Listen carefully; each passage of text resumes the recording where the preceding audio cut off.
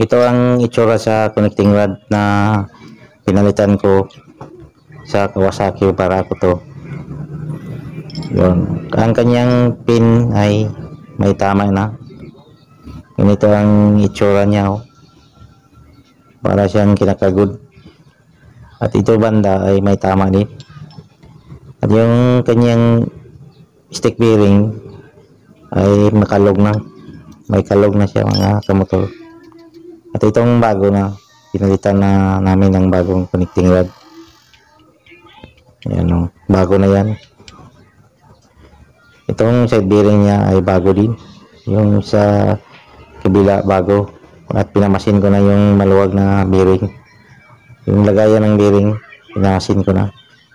At umisa na natin mag-install ng.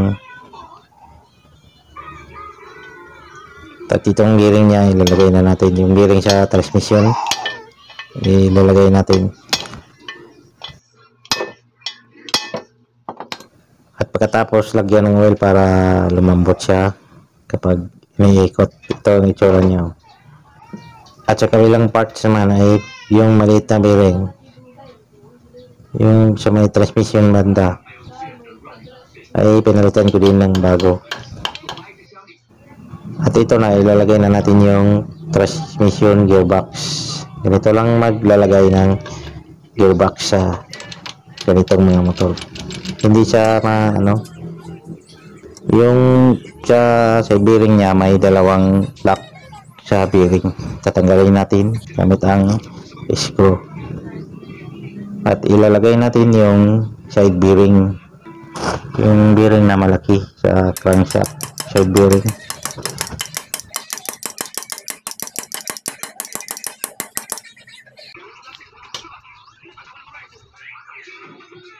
At itong parang stopper niya sa side bearing at ilalagay natin. Ganito ang itsura niya. Ganito ang itsura kapag maglalagay tayo ng bearing stopper sa side bearing sa Kawasaki Barako. Ilagay ang dalawang screw.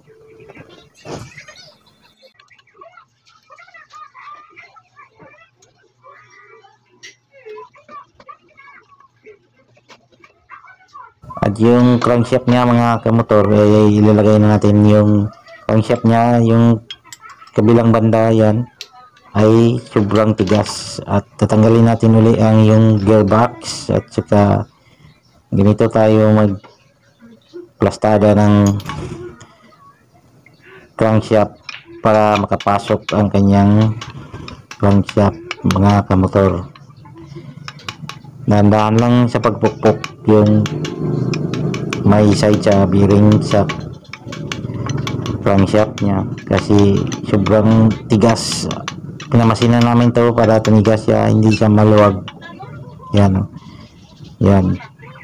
Ay salpak niyo yung crankshaft, mga kamotor. Dahan-dahan lang kayo magpukpok kasi tumatigas siya kasi pinamasin namin yung maluwag na bearing.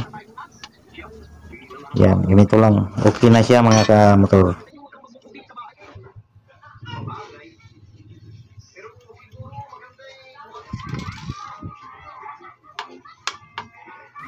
At itong gearbox niya ay ilalagay natin uli. Ganito lang ang plastada niya sa paglalagay ng transmission gearbox sa Kawasaki Barako to.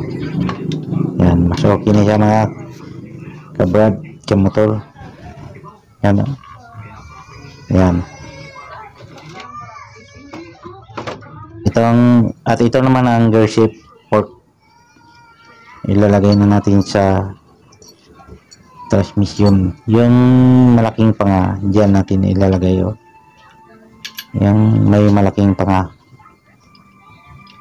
Yan. Ganito magplastada ng paglalagay. Ito ang seating niya. Itong maliit na panga ay sa kabila naman.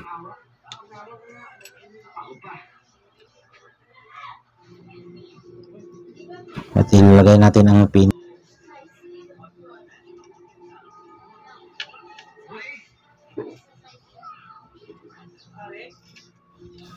At i-try nyo iikot nyo para malaman nyo kung may ong paglalagay sa transmission. Yung testing nyo mga kamotor, ganyan mag-testing.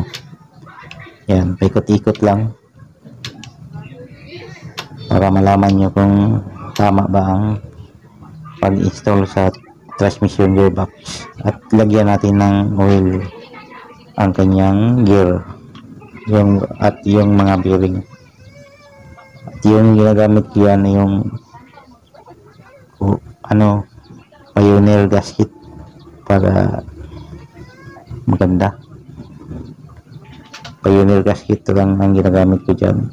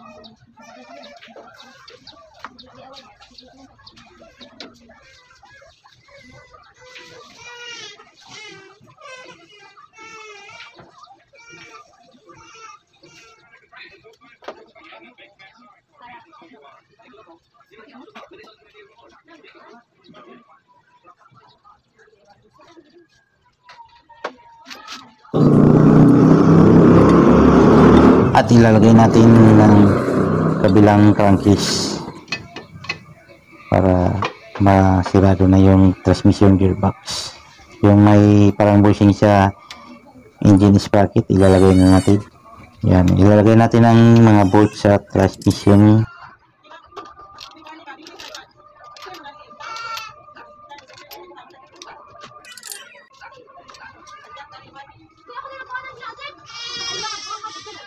At higpitan ng 8mm bearing.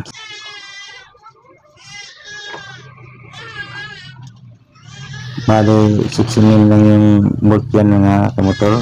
At yung maghigpit kayo ay 8mm bearing ang gagamitin.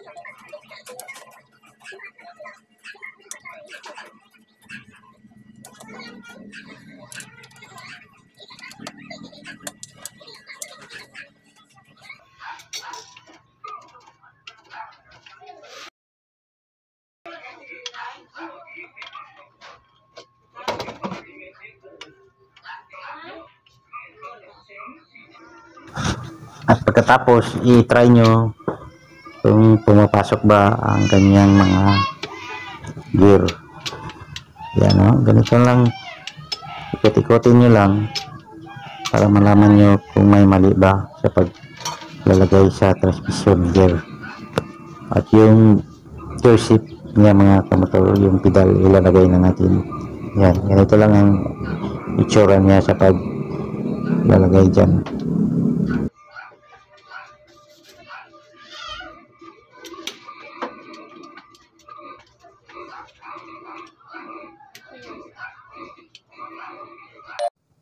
At may spring niya, ganito ilagay ang spring sa gear shift pedal.